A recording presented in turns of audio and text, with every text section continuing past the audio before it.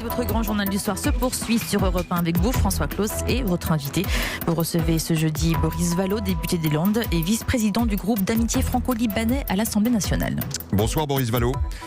Bonsoir. Merci d'être avec nous ce soir sur Europe 1. Des images très fortes cet après-midi à Beyrouth lorsque l'avion présidentiel a atterri. Emmanuel Macron, premier chef d'État étranger à venir au chevet de Beyrouth dévasté. On a vu une foule pleine de rage, très en colère et appelant la France à la rescousse. Un président de la République comme un sauveur. Vous pensez que les Libanais attendent trop de la France ? Écoutez, moi j'ai vu, après les images dramatiques d'hier, j'ai vu un peuple en colère et un peuple qui demande de l'aide et qui le demande au président de la République française, président d'un pays qui est un pays ami du Liban. Donc il y a aussi de l'espérance dans ces cris de colère. Et la France peut évidemment beaucoup pour le Liban, a déjà fait dans l'histoire toutes ces dernières années beaucoup pour le Liban, mais les Libanais ne voient pas en acte comment leur vie change, et je crois que l'enjeu est celui-là, et c'est ce qu'ils ont dit aussi au président de la République française. Alors c'est une marge de manœuvre très étroite pour le président de la République, à la fois tenter de mettre tout son poids pour répondre à cette aspiration de la rue que vous évoquiez, et en même temps ne pas venir bousculer un équilibre si fragile au Liban, équilibre à la fois confessionnel, politique, et avec les tensions des pays aux alentours également. Écoutez, oui, vous connaissez la formule, les idées simples et l'Orient compliqué. Oui, la situation est compliquée, mais il y a d'abord une urgence. Vous l'avez vu, vous en êtes témoin, vous savez quelle est la situation pour 300 000 Beyrouthins qui n'ont plus où se loger. Vous savez la situation des hôpitaux qui sont saturés parce qu'ils ont accueilli des milliers de blessés, certains très graves.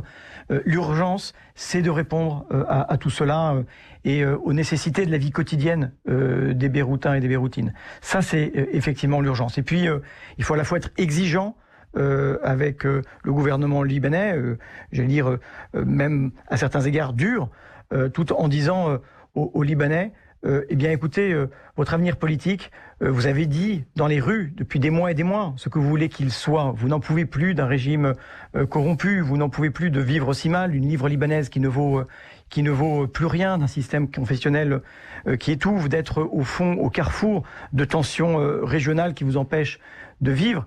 Et c'est vrai que cette explosion, elle est presque une synthèse malheureuse de tout ça, et on partage évidemment cette souffrance. Alors, Emmanuel Macron s'est mis en quelque sorte, s'est placé d'entrée en atterrissant comme une tête de pont potentielle de l'ensemble de cette aide humanitaire absolument indispensable que vous évoquiez. Vous pensez qu'il est possible, sous l'égide de l'ONU, avec l'aide d'autres pays, d'avoir un système qui permette de la contrôler, de l'adresser directement aux Libanais dans la situation d'urgence dans laquelle ils sont ? Oui, je crois que c'est possible. Malheureusement, les catastrophes ne sont pas une première, et l'aide internationale est capable de s'organiser. Que la France puisse réunir une conférence des donateurs pour Beyrouth, qu'elle prenne le leadership de l'aide qui doit être apportée dans l'urgence aux Beyrouthins, c'est tout à fait possible. Les ONG sont sur place, elles se mobilisent du monde entier, et beaucoup d'aides continuent de converger vers Beyrouth. Et il faut en effet que toute cette aide, eh bien, elle se traduise en actes dans la vie quotidienne des Libanais aujourd'hui. Parce que vous en avez vu les images, ce qui était le grenier de Beyrouth et du Liban, ces grands silos sur le port de Beyrouth ont été détruits. Eh bien, la question qui se pose, elle est, j'allais dire, immédiate. C'est est-ce qu'il va y avoir du pain ? Est-ce que les gens pourront manger ? Et donc c'est à ces urgences-là qu'il faut évidemment répondre. Alors évidemment, ça c'est un véritable casse-tête, puisque le port de Beyrouth n'est plus accessible. Il n'y a quasiment pas d'autres ports en eau profonde qui permettraient à des navires transportant, ne serait-ce que la farine pour faire du pain et donner à manger aux Libanais, qui puissent amérir au Liban.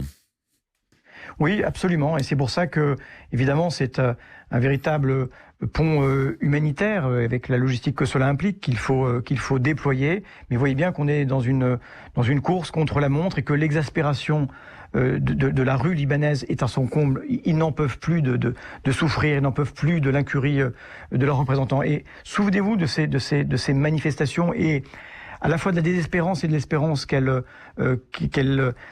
dont elles étaient animées. Mais bien voilà, là... C'était, il faut le rappeler, c'était avant l'épidémie de Covid. Nous étions au mois de janvier, au mois de février. Il y en a eu également dans les années précédentes, depuis que l'équilibre confessionnel a basculé en 2006 en faveur du Hezbollah qui aujourd'hui tient le pays. Il y en a eu après le déconfinement. Est-ce que vous redoutez aujourd'hui, Boris Vallaud, que cette rage, cette colère se transforme à un moment ou à un autre en violence, notamment avec le spectre de la famine qui pointe aujourd'hui sur Beyrouth?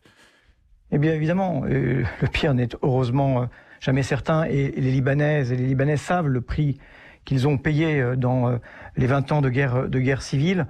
Ils ne le veulent plus, mais vous voyez bien la situation dans laquelle ils sont, et on est sur un fil, et nous devons participer, nous, Français, mais toutes les forces mobilisées aujourd'hui internationalement, pour que les choses tombent du bon côté. Et ça signifie une mobilisation sans faille, urgente, au bénéfice de cela. Surtout que l'alternative, ce ne soit pas la violence et la faim.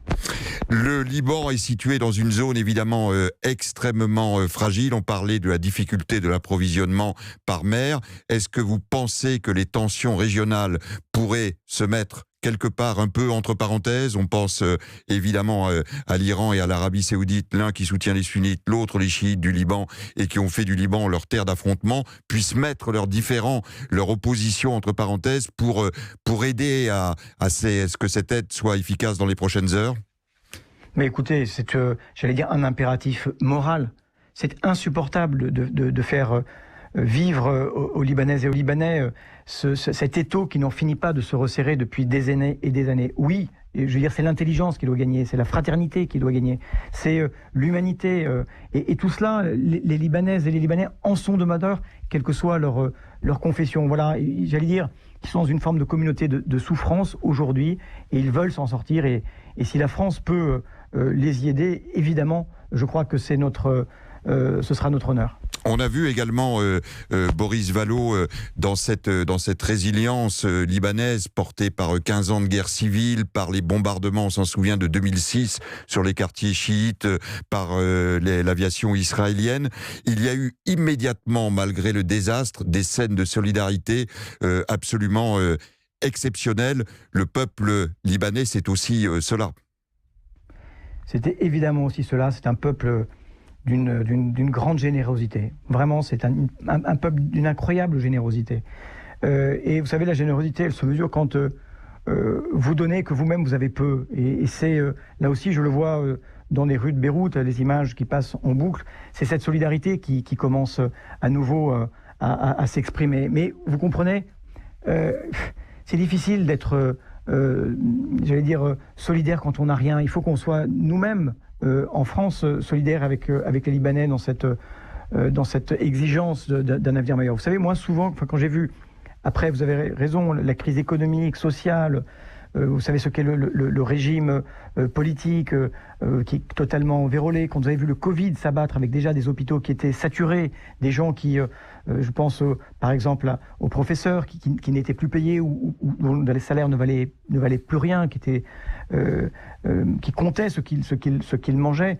Voir arriver cette explosion-là, vous dites, mais quand est-ce que ces Libanais auront droit à un peu de répit dans cette litanie de malheur et de souffrance? Voilà, oui, je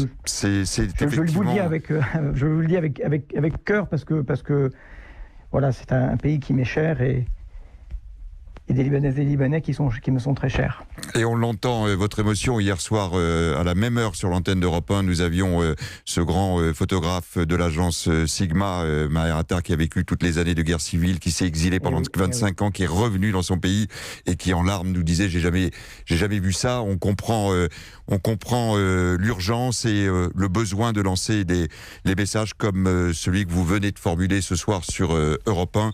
Et on vous en remercie. Merci d'avoir été avec nous, merci de votre Boris Vallaud, d'avoir été en direct ce soir sur notre antenne.